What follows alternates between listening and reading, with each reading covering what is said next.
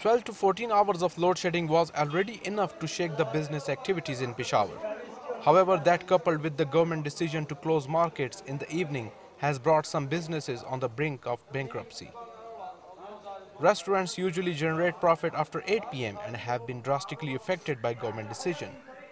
Restaurant owners say they are now unable to pay the rent and will consequently lay off workers.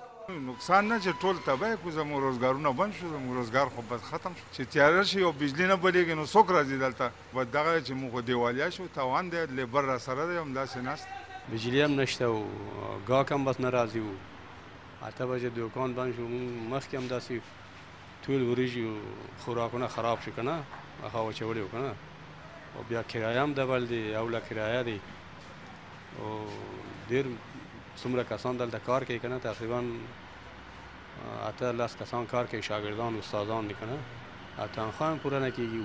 Keeping in view of the current situation, the only way to sustain the business is by getting more customers at daytime.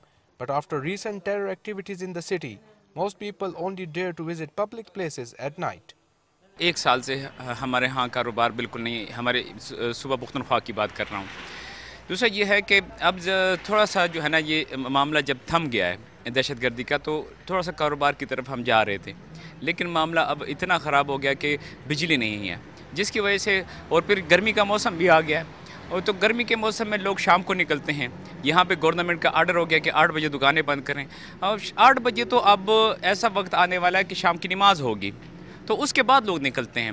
In such a miserable condition, the restaurant owners require respite and demand the government to allow the business activities to operate till 10 p.m. Otherwise, the only inevitable option left is rolling back of businesses.